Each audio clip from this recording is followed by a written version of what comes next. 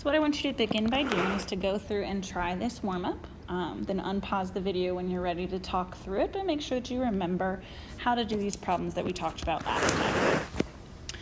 So with this one, the first thing that I'm going to do is isolate this tangent. So I'm going to divide by -1 on both sides, which is going to leave me with just the tangent of theta equals the square root of 3. With tangent, this is really opposite over adjacent, so we're figuring out what angle is opposite of root 3 and adjacent to a 1. That's going to be a 60-degree angle, which means my reference is a pi over 3. Then you need to consider the quadrants. So tangent is positive in quadrants 1 and quadrant 3. And so in quadrant 1, my angle would be pi over 3, and in quadrant 3, my angle would be 4 pi over 3. So those would be my two answers. On number 2, just like the first one, you're first going to isolate, so I'm going to divide both sides by 6.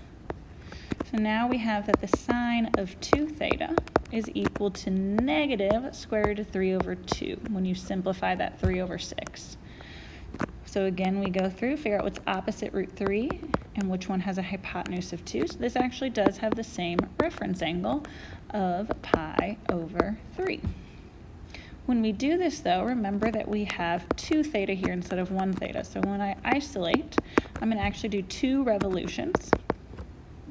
Sine is negative in quadrants 3 and quadrant 4. So my first revolution of answers will be 4 pi over 3 and 5 pi over 3. I need a second revolution, again, since it is a 2 theta in there. So I'm going to add 2 pi to both of these, which if I'm going to put it over 3 really makes this a 6 pi over 3 that I'm adding. So 4 pi over 3 plus 6 pi over 3 gives me 10 pi over 3. And 5 pi over 3 plus 6 pi over 3 gives me 11 pi over 3. Then we do need to divide, so we're going to divide everything by 2. When I do that, it's just going to make my denominator be a 6. This first one will be 4 pi over 6, which I do expect you to simplify it if you can. So 4 pi over 6 becomes 2 pi over 3. 5 pi over 3 divided by 2 gives me 5 pi over 6, and that can't simplify, so we're good. When I do 10 pi over 3 divided by 2, I get 10 pi over 6, which when you simplify gives you 5 pi over 3. And then 11 pi over 3 divided by 2 gives me 11 pi over 6. So this is my final answer. If you need to take some time and go over homework, feel free to pause the video and do that, and then get ready for your notes. So today we're going to do day 2 of this section 7.5. Remember, this all comes from the same section of our book, but we're going to divide it out over 3 days. In the ones you see today, you're going to have your variable written multiple times. What this will basically do for you is that you will need to use your Algebra 2 skills, which is a lot of what was covered in your prereq sheet. So we're going to be discussing how you solve a rational equation.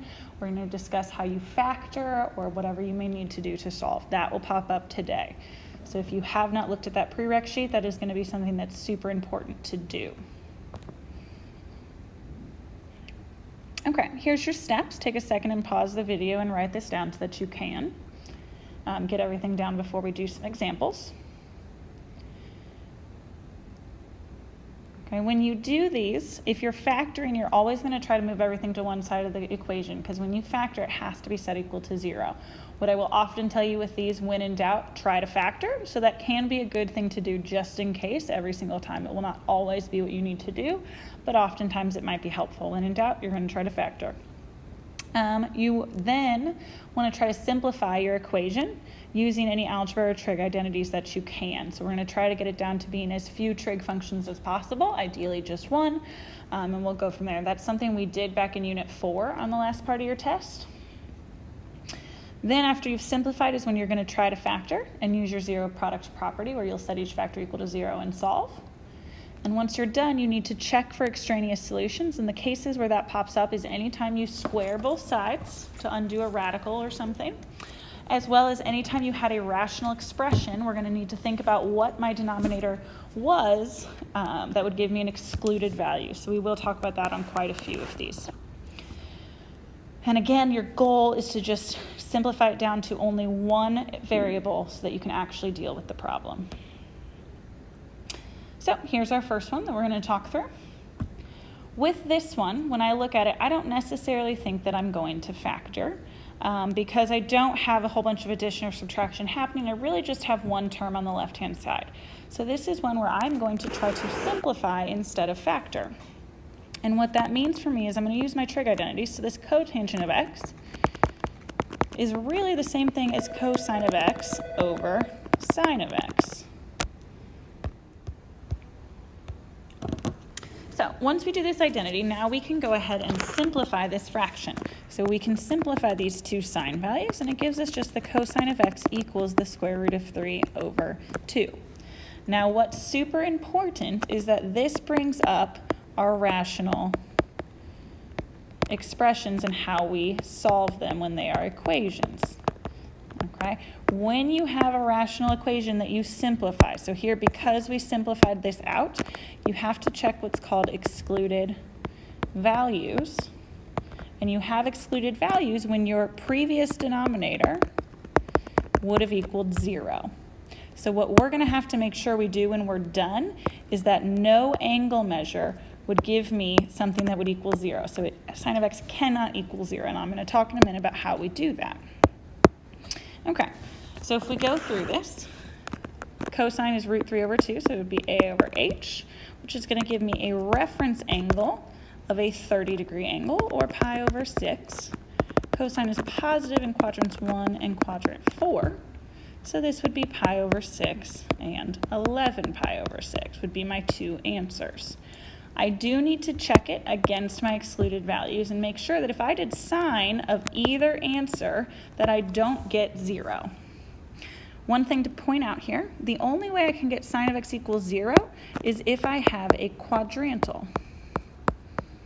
So since I do not have a quadrantal here, I know that it won't give me an issue. Okay, so you have to make sure that from any of your answers, it's not going to make the denominator of your original problem equal 0. And if it does, you throw away that answer. So here we're not going to throw it away because it's not a quadrantal, so it does not make my denominator equal 0. Okay. When we look at this one, now I have multiple terms added or subtracted together. So this is a prime example of when I would probably consider that I am most likely going to factor. Okay, so I'm going to set it equal to 0 in anticipation of factoring this problem. So I'm going to minus the 5 sine of x, and I'm going to minus 3. So set it equal to 0 anytime you think you're going to factor. And again, there's multiple terms here, so that's important. A very common mistake on the test is that people don't set it equal to 0 before they factor. That is extremely important if you're going to factor. Cannot stress that enough. Okay, the way we're going to factor this is the exact same way we would factor something if I just replace those x's or those sine of x's with x's. So we are multiplying to negative 6 and adding to negative 5, to which that would be negative 6 and 1. Okay, just as a refresher in case you don't remember, now we replace that negative 5x with my two numbers that I found, the negative 6 and the 1, and then I'm going to factor by grouping. So I'll pull out a 2x, this is x minus 3. From the back I can pull out a 1, and this is x minus 3. So this would be 2x plus 1 times x minus 3 equals 0. Now remember, these x's are really sine of x's, so I'm going to write that out.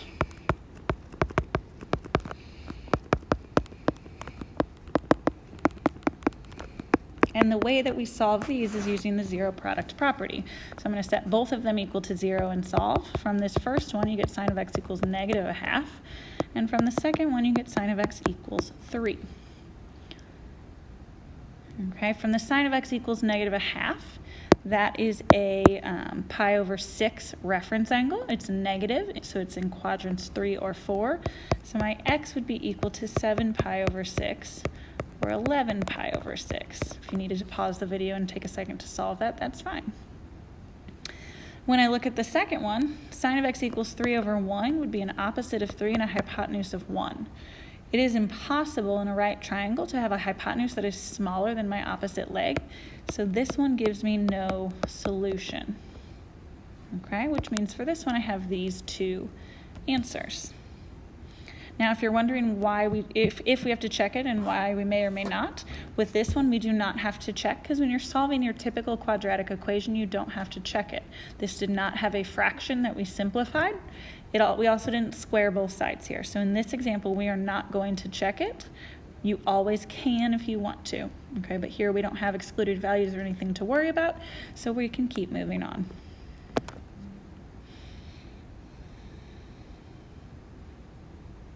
Okay, with this one, again, there's addition and subtraction happening, so I am very likely to factor. So this is something that I would start by setting it equal to 0.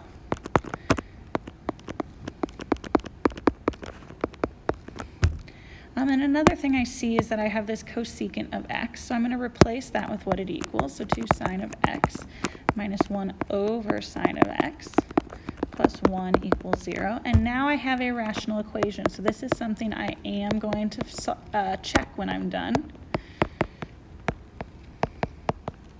Okay, so I would always make a note like that. And anytime you have a fraction like this, when you had a rational equation, you canceled out your fraction by multiplying everything by your LCD. So I'm going to multiply everything, both sides, by sine of x so that I can clear that fraction. When I do this, I'm going to get 2 sine squared of x minus 1 plus sine of x equals 0. And I'm going to rewrite this so that it's in the order we're used to, where my squared term and then my linear term and then my constant. And now this is something that I'm going to go ahead and factor. So multiplying to negative 2, adding to 1 gives you 2 and negative 1. Take a second and factor it. The answers you should get are these two. Then you're going to go ahead and solve. From this first one, you get sine of x equals negative 1. From this second one, you get sine of x equals 1/2. And then we're going to solve each of those individually. When you solve sine of x equals negative 1, again, take a second and do it, but you should get 3 pi over 2. Sorry, not 3. Whoopsies. And when you solve sine of x equals 1/2, you should get pi over 6 and 5 pi over 6. This is one, like the note we made in the beginning, that we need to actually go through and check. And I would think about it very logically. The denominator you had was sine of x. So what we have to make sure is that sine of x cannot equal 0. This is what's extremely important right here. So if any of these answers would make sine of x equal 0, I have to get rid of it. If we look at these, the pi over 6 and 5 pi over 6 won't, because it's not a quadrantal, but I do have a quadrantal right here, which is 3 pi over 2. So you have two options here. You either plug this in and do sine of 3 pi over 2, or you can kind of look at your work. I know that when I solved this, the sine of x equals 1, and I got 3 pi over 2. What that's telling me, if I do sine of 3 pi over 2, my answer better be negative 1, or I did the problem wrong in the first place. Okay? What that tells me, since sine of 3 pi over 2 is negative 1, it's not 0, so I can keep this answer, and I don't have to get rid of any of them. Okay? All of those will work, because none of them give me an error in my rational expression.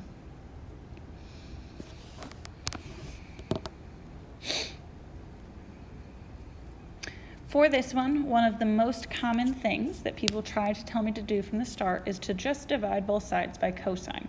But you are not allowed to do it because that gets rid of a valuable answer that you need. And the reason for that, if you have x squared equals 4x, we do not sit here and divide both sides by x because you lose an answer. We would need two answers to that problem. And so how you solve this problem is by factoring. You would do x squared minus 4x equals 0, and you would end up getting that x equals both 0 and positive 4. We have to think about this one in a very similar light. To solve this one, we're actually going to factor it. So we're going to subtract that 1/2 cosine x over.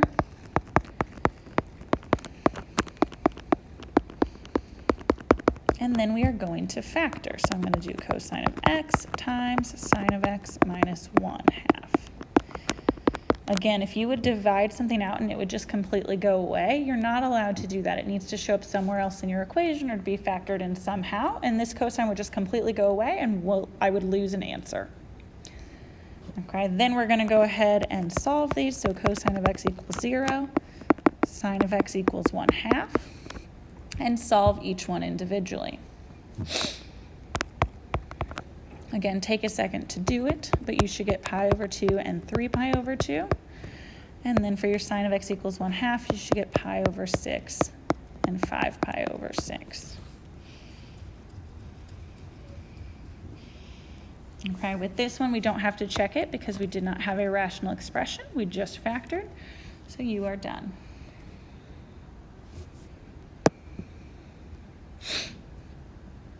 Go ahead and take a second and try this one. And then when you're ready, unpause it and we can go through it together. The first thing that I notice in this one is that I have 2 things that are cosine and 1 that is sine. So if I can make them all agree, life is going to be much happier.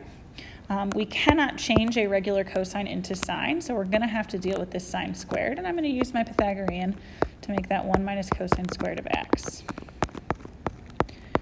The other thing I notice with this is that there's multiple terms that are subtracted, so more than likely I'm going to need to factor. So I'm going to set everything equal to 0. So you're going to get 2 cosine squared of x minus cosine of x. The 1's cancel, so that equals 0. And then I can GCF factor this problem. So cosine of x is pulled out. So this is 2 cosine of x minus 1.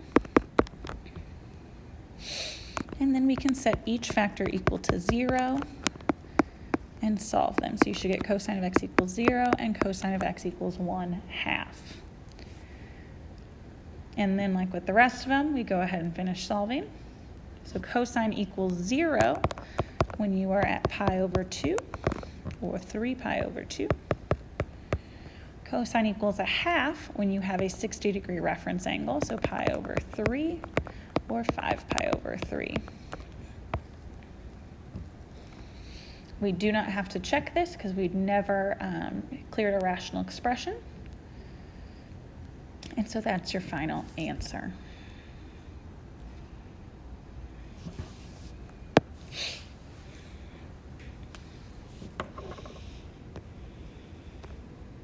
Okay, so again, go ahead and try this one. One hint I will give you, I would change the secant into something and not the tangent. I would leave that tangent to the 4th there, so that you can, it'll make it easier to work through this problem. And then again, unpause it when you're ready to go through with it. So if we're going to change the secant squared, we need to remember our Pythagorean that is related to that, and that one is that secant squared equals tangent squared plus 1 minus tangent to the 4th of x equals that -1. And I'm going to distribute this, so 2 tangent squared of x plus 2 minus tangent to the 4th of x. And as you may have noticed, this is one that we are probably going to factor, so I am going to set everything equal to 0, as well as put it in order. So I'm going to put my tangent to the 4th first, plus 2 tangent squared of x. I'm going to add that 1 to the 2 from the other side, so this is plus 3 equals 0. And I am going to divide everything by -1 because I like my first term to be positive. So tangent 4th of x minus 2 tangent squared of x minus 3 equals 0. What you hopefully remember from last year is that so long as your largest exponent is twice as big as your next one, is you can use our factor diamond still. So multiplying to -3 and adding to -2 would be -3 and +1. Go through and factor. What you should get when you are done is tangent squared of x minus 3 times tangent squared of x plus 1. When you solve these, you're going to get tangent squared of x equals 3. You'll square root both sides, and you get tangent of x equals plus or minus the square root of 3. And for this second one, you would get tangent squared of x equals -1.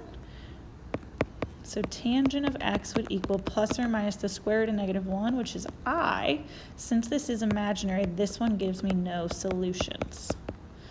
Okay, so we will have answers, but only from the first set.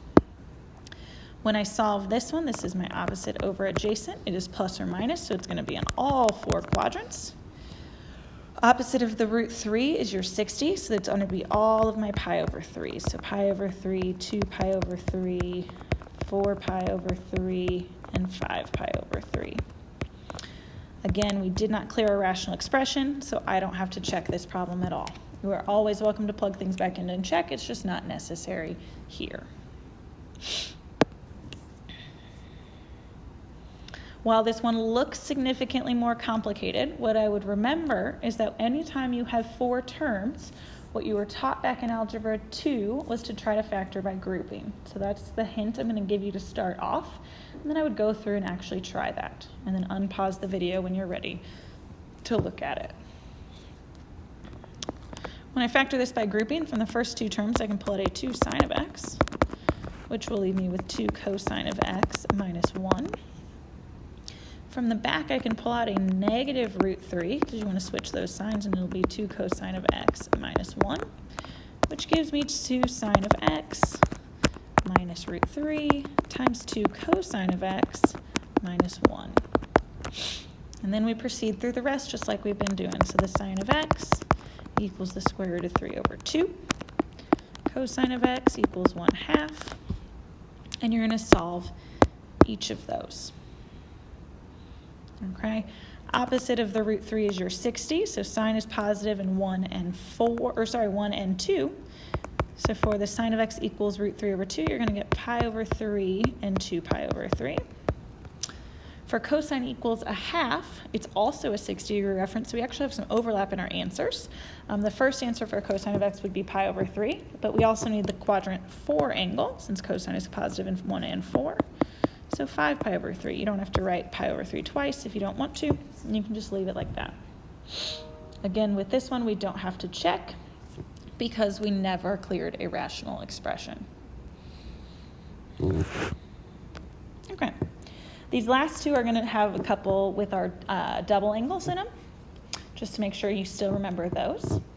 The first thing I would do is try to make it so that all of your trig functions only have an x inside, not a 2x. And so I'm going to rewrite this as cosine squared of x minus sine squared of x equals sine squared of x minus 2. And what I would do, you have cosine squared and sine squared, so it's going to be helpful to just have one of them. Frankly, since I have two sine squareds, I'm going to change the cosine, so it's less to do. So I'm going to make this cosine squared be 1 minus sine squared of x, and then minus another sine squared of x equals sine squared of x minus 2. And you can do this one a couple of different ways. You can treat it as factoring, or you can treat it as solve by square rooting. That is entirely up to you. If I kind of condense stuff together, if I set it equal to 0, I'm going to have 3 minus 3 sine squared of x equals 0. And then I'm going to factor, so I can pull out a 3, and it'll be 1 minus sine squared of x equals 0. Sorry, 1. No, I was right. I didn't pull out a negative 3. Then when I go ahead and solve, I'm going to do 1 minus sine squared of x equals 0, which gives me that the sine of x is plus or minus 1. And when you solve this, you will get pi over 2 and 3 pi over 2. So again, there were multiple ways to do that one. Frankly, like right here, since that's 1 minus sine squared of x, that is cosine. You could have changed that if you wanted to and just done when cosine squared of x equals 0. These are the answers you'll get. You can solve this by square rooting from earlier on. So here we technically solve by square rooting. You could have done it up here by just putting all your signs on one side and your numbers on the other. So there are multiple correct ways to do this one. This is just one option. With this, again, I don't have to check it because I did not have a rational equation that I cleared a fraction at some point. So this is the last one we're going to do on here. So go ahead and give it a try, and then unpause the video when you're ready to hear it. One hint I will give you is remember that this sine squared of 2x is the same as sine of 2x squared. Okay, so like with everything else, if you have a double, apply it. So I'm going to plug in my 2 sine of x, cosine of x, for my sine of 2x, and I have to square it because of that squared right there. So this will be 4 sine squared of x, cosine squared of x, plus cosine squared of x equals 0.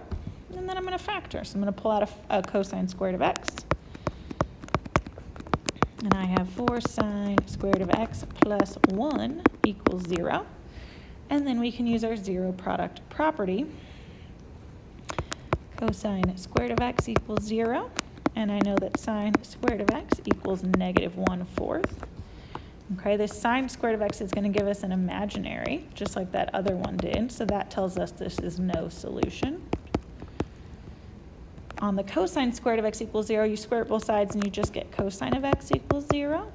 And so we're going to solve those two. X is going to be pi over 2 and 3 pi over 2.